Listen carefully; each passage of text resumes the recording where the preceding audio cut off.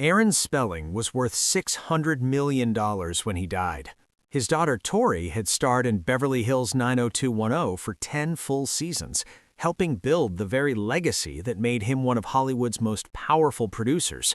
Yet when the will was read, Tori received almost nothing, just $800,000, while her mother, Candy Spelling, inherited approximately $599 million. A strict no-contest clause ensured that any legal challenge would strip Tori of even that small sum. Years later, paparazzi captured Tori living in a cheap motel with her 5 children, then an RV, and eventually hospitalized amid financial ruin and health crises. Her mother still controlled a fortune estimated at $600 million. What really fractured this family so deeply? Why did no one ever challenge the will, despite red flags including Aaron's Alzheimer's diagnosis? The truth is far more complicated and heartbreaking than the tabloid headlines ever revealed. Victoria Davy Tori Spelling was born on May 16, 1973, in Los Angeles, California, at the height of her father Aaron Spelling's dominance over primetime television. Her middle name honored her paternal grandfather, David, tracing back to Jewish roots from Russia and Poland.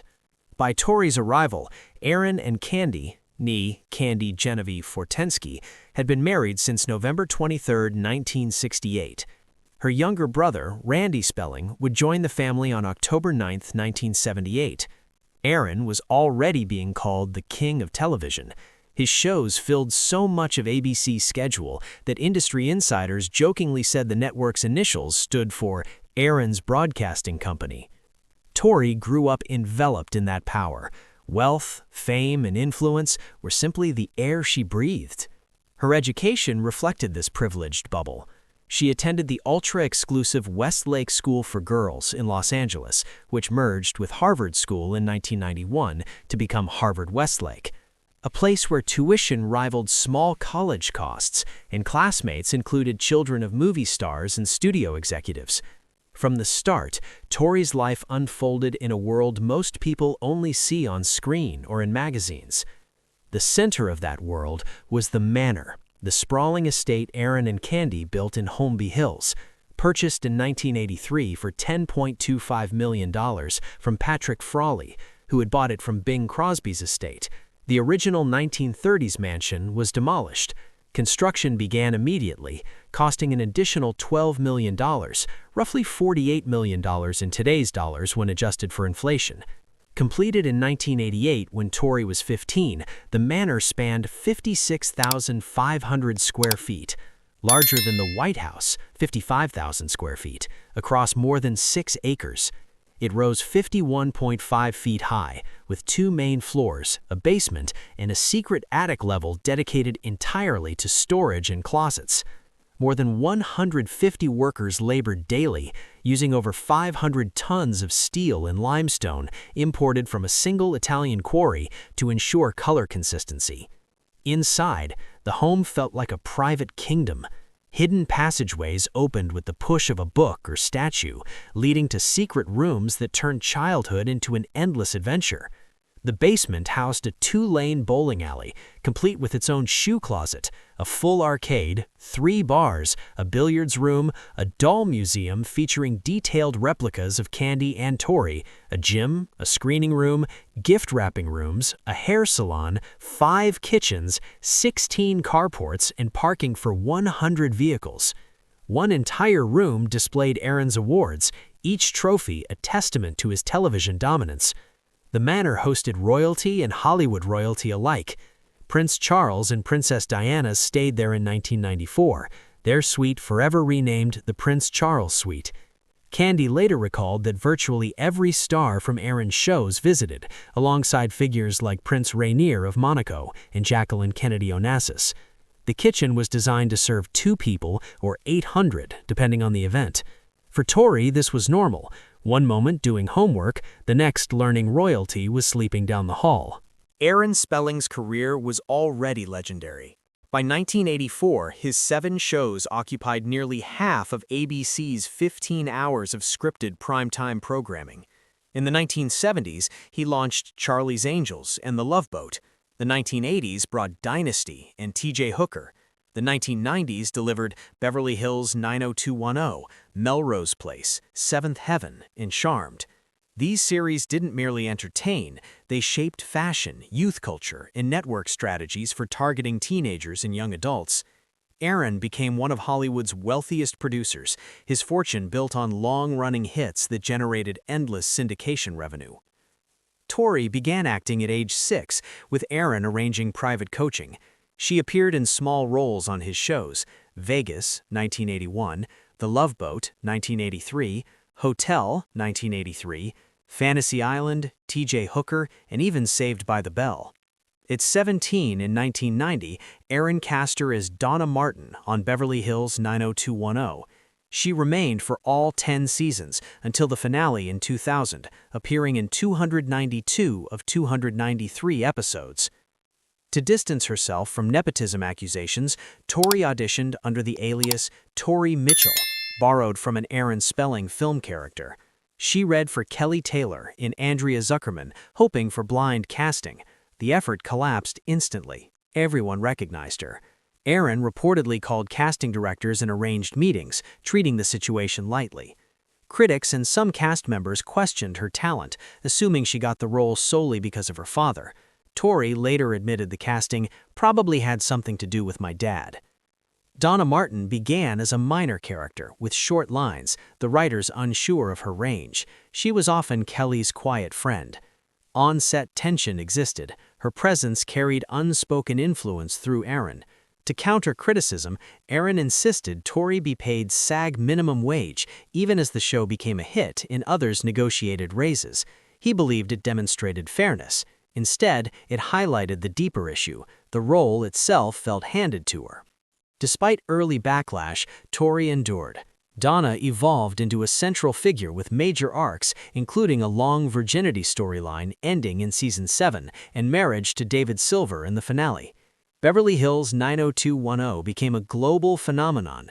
It started slowly. Season 1 ranked number 98 with 14.2 million viewers, but exploded in summer 1991 when Fox aired specials during reruns.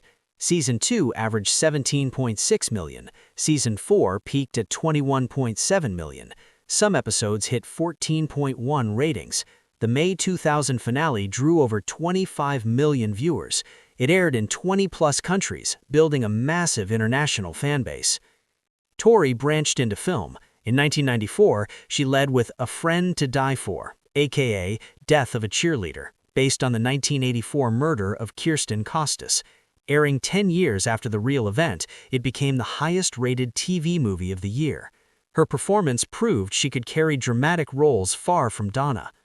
From 1997 to 2001, she explored diverse projects. Scream 2, playing herself and a fictional Sidney Prescott in The Stab, Film Within a Film, The House of Yes, Sundance premiere. Scary Movie 2, comedy satire. She earned a Razzie nomination, shared for Scream 2 and The House of Yes. Awards recognized her early. 1991 Young Artist Award for Best Young Actress guest starring in a TV series, Saved by the Bell. More nominations followed in 1992. In 1996, Mother May I Sleep with Danger became a lifetime cult classic. Its title entered 1990s pop culture. In 2016, 20 years later, James Franco produced a remake with Tori playing the mother in a vampire-themed version. By the 2000 finale, Tori had appeared in over 15 films or TV movies, while starring in nearly every 90210 episode. She refused to be typecast, moving between horror, comedy, indie drama, and television. Her personal life soon rivaled her career in headlines. On July 3, 2004, age 31, Tori married actor and playwright Charlie Shanian in a $1 million wedding at the Manor. About 400 guests attended. She wore a Badgley Mishka gown, walked down the aisle with Aaron, and dined on Wolfgang Puck Catering. It appeared a fairy tale Hollywood event. 14 months later, in July 2005, Tori met actor Dean McDermott, filming Lifetime's Mind Over Murder in Ottawa. Both were married. They connected instantly and began an affair that night. Tori's marriage to Charlie had barely started. Dean had been married to Mary Jo Eustace for 13 years. By August 2005, Tori and Charlie separated. The scandal exploded across tabloids. The timing devastated Mary Jo. She and Dean had adopted baby Lola Elizabeth on July 7, 2005, only weeks before the affair began. After years of fertility struggles and miscarriages, Lola's arrival was a miracle. Their son Jack bonded immediately. Mary Jo later described Dean's confession. She cried uncontrollably, asked if he planned to divorce and marry Tori. He said yes. She initially thought it was a joke. Charlie filed for divorce in October 2005, seeking no spousal support for Tori and requesting she pay his fees. It finalized April 20, 2006, 20 months marriage. Dean's divorce from Mary Jo completed February 2006. He relinquished parental rights to Lola to protect the adoption.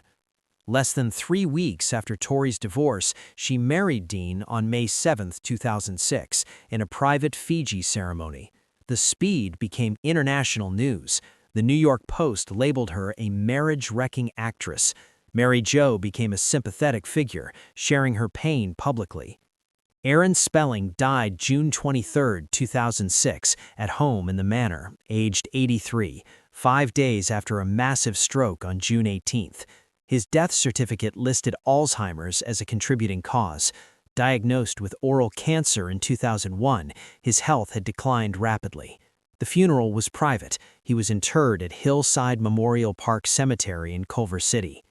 His estate was valued between $500 to $600 million, primarily from syndication royalties, series like Beverly Hills 90210, Dynasty, Melrose Place, Charmed, etc., real estate, and investments. The Manor alone was a massive asset. Aaron amended his will just 2 months before death, while Alzheimer's was already advanced enough to appear on his certificate. The changes drastically reduced Tori and Randy's inheritance to $800,000 each from prior 8-figure expectations. Candy received approximately $519 to $600 million and was named sole trustee, giving her total control. Legal experts noted red flags. Major changes near death, especially with cognitive impairment, invite scrutiny. Alzheimer's can impair judgment, memory, and understanding, yet no challenge was filed. A no contest clause ensured any unsuccessful contest would forfeit the $800,000. When executed, the numbers stunned. Tori's share was about 0.13% of the fortune. Randy received the same. Household staff received more proportionally. Interior decorator $50,000, 6.25 times Tori's amount. Manicurist $25,000, over 3 times Tori's. Tori later confirmed the figure publicly, noting $800,000 was substantial normally, but insignificant compared to the estate, and unsustainable for her upbringing. Aaron reportedly told Tori $800,000 should set her for life. She later said he no longer understood money's value due to Alzheimer's. The disconnect was profound. Weeks before Aaron's death, Tori married Dean, May 7, 2006. Aaron died June 23, barely a month later. Tori's relationship with her father remained strained. Liam Aaron McDermott was born March 13, 2007. Labor was difficult, C-section. Middle name honored Aaron. Candy attended the hospital, a rare supportive moment. Tori and Dean invested Tori's $800,000 into Chateau LaRue, a 4,000-square-foot B&B on 8 acres in Fallbrook, California, about 100 miles from L.A.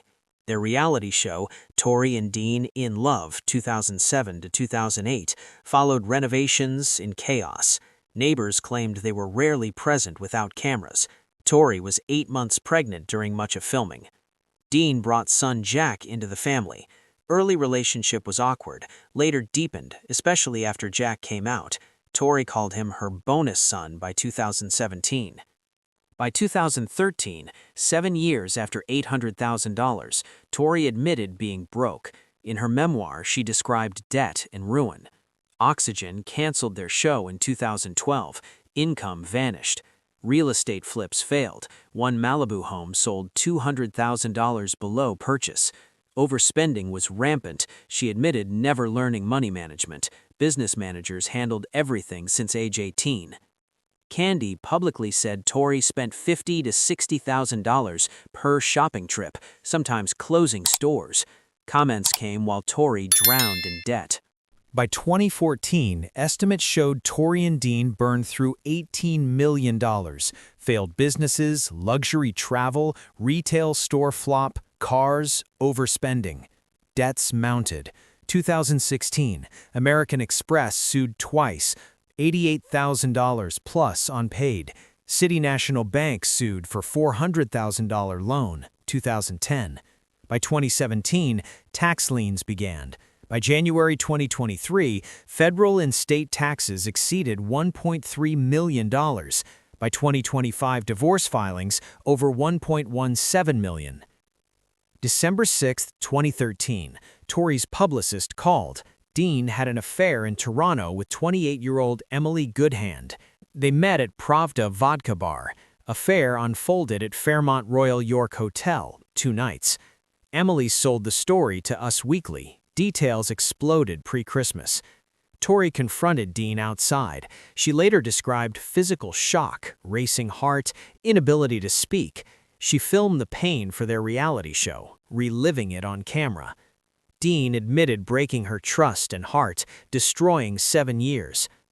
January 22, 2014, Dean entered rehab alone, Sierra Tucson, for personal and health issues, reportedly sex addiction. He wanted to be a better husband and father. Against Dean's wishes, Tori launched True Tori, April 2014 on Lifetime, showing affair aftermath, therapy, anger.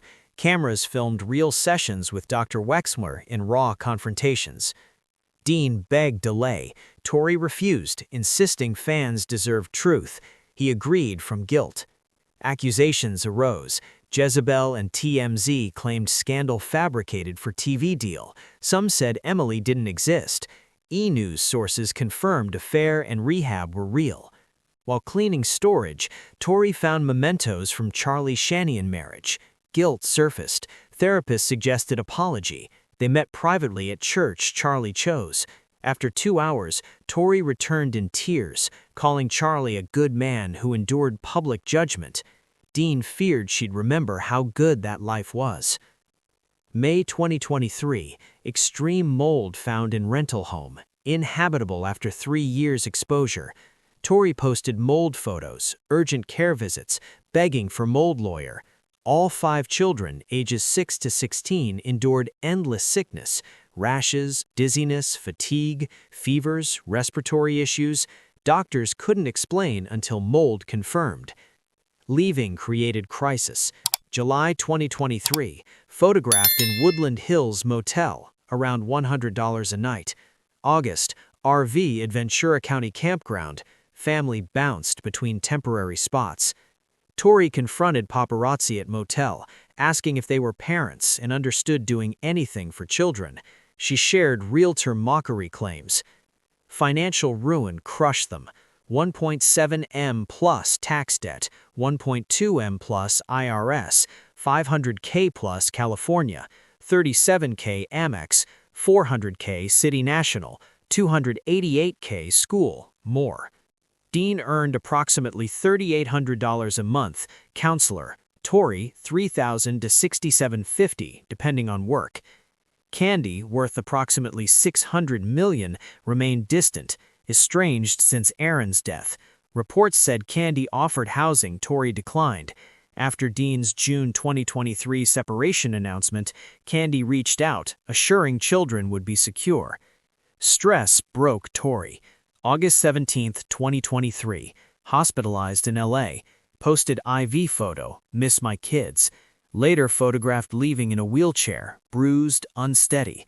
Medical emergency unexplained, but followed mold exposure, homelessness, pressure. Divorce. Separated June 17, 2023, filed March 29, 2024. November 2025 settlement, nothing to divide, no support, just debt. 1.7 M plus taxes, credit, loans, medical. Both financially broken. Lifeline. Tori retained full Beverly Hills 90210 royalties, book earnings, podcast income, pension, personal brand. Dean kept vehicles and motorcycle. January 2026 net worth around $150,000. From $600 million empire childhood and $800K inheritance to broke. She admitted never learning money management, trusted others completely. Quiet shift. Tori and Candy reconciled October 2022. Daily texts began. Candy reportedly assured Tori and children would be cared for. No confirmed inheritance details. Candy's estate approximately $600 million, tied to trusts and charity. Whether Tori receives meaningful support remains unknown, arriving too late to undo the damage.